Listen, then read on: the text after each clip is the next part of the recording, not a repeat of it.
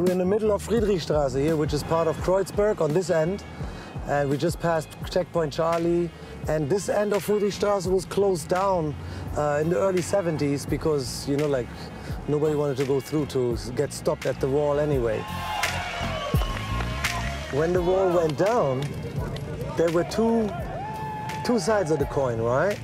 One, okay, the East was open.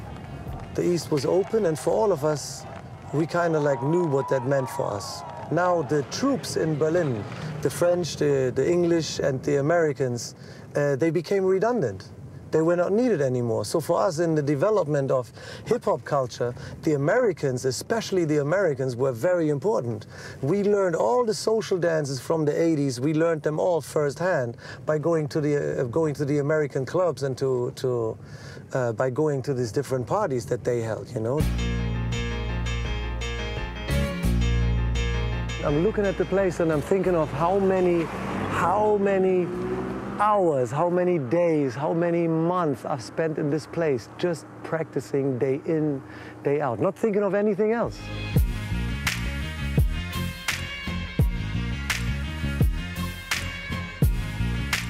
Oh, this is really mad for me. I haven't been in this room for more than 20 years, really. You got a picture like, I don't know if you can imagine, right? Of course, in the center, you could see all the marks. If you would come in this room, you would see that people were spinning with helmets and everything. So mainly right here in the center, and everybody else was standing around, and we had our ciphers going on. So this is the spot right here. Every time a guest came to Berlin, Crazy Legs was one of the celebrities as well that came over here, that practiced with us. Of course, you know, like his tag was always kept like, hey, don't get into the Crazy Legs tag. You know, and for us, this was my second home, basically.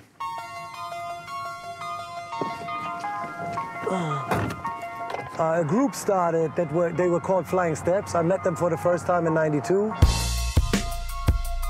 The development of b-boying or breaking in Europe, then we cannot forget Flying Steps. They were a big part of it. You know, from where I started with them and where they are now, there's a big difference. There's a huge difference.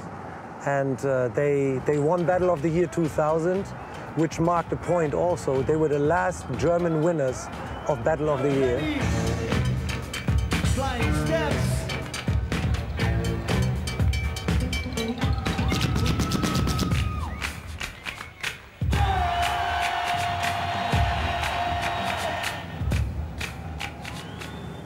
Flying Steps Academy. I met those guys in '92 for the first time. I put them under my wing, and then they became part of Storm and Jazzy Project, you know, my first theater company in '97. And then, through the help of a European soft drink company, they got like really good financial support, and they, not just that they opened up their own academy and their own place, but they also, you know, they came up with two very significant pieces. One is called Flying Bach, where they're dancing to classical music, and the other one is called Flying Illusion, with what they're mainly touring right now.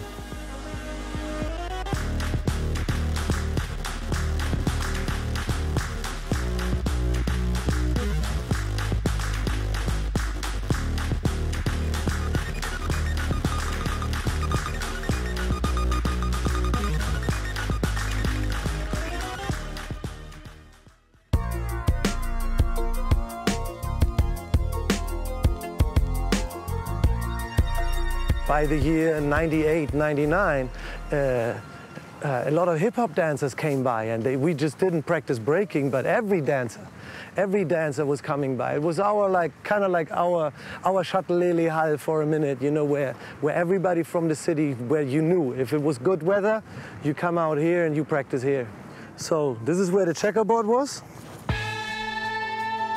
You know, we saw the checkerboard, and since we were dancing everywhere anyway, you know, it was the perfect spot to be. So for many summers, this was the coolest spot.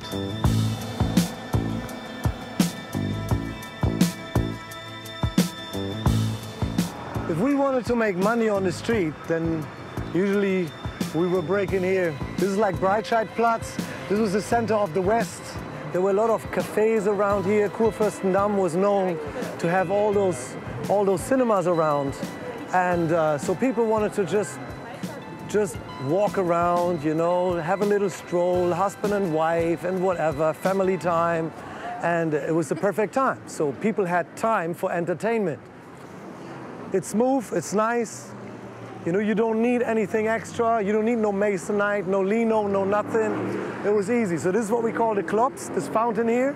And it's quite loud when you stand by there. So what was really important is that our music was loud. So you see like the street performers, like back in the days, they took our spot. So we always marked our square with a piece of chalk. With a piece of chalk, we marked the square. It's a psychological border where people know exactly where to step at. You see here the shoes? We would talk to people, yeah, you know, step in front of the line. We know exactly what we're doing. This is our stage, and so on and on. You don't want us to go back, and then you take the piece of chalk and you make like a little line under your nose, and you say like, you don't want us to sell some drugs to your children, you know? So, and then you had like so it looked like cocaine and stuff. So those were our money lines, so that people knew that at the end of the show, they would have to pay us. And yeah, just go on Cool First and Dumb and you see the man in action. BBOYS STORM in the house. Thank you. Nice, Alter. Danke dir.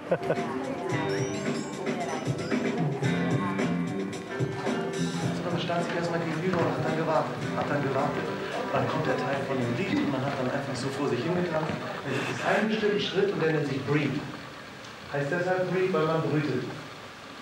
Man brütet also irgendwas aus. Ja, man wartet erstmal, wart mal ab, gleich kommt der Teil im Lied, jetzt geht's los. Und deshalb nannte der Schritt sich Breathe. So, den Schritt machen wir jetzt als erstes. Okay? Alles klar. Wir fangen an. Am besten wir stellen wir erst eine Linie vor. Wir haben eine Linie. Ich stelle mich mit dem einen Fuß vor die Linie, mit dem einen hinter die Linie. So, jetzt gehe ich mit dem hinteren Fuß, gehe ich nur hier nach vorne. Damit fangen wir an. Ich gehe einfach von hinten nach vorne gehen. Geh nach vorne. Nochmal.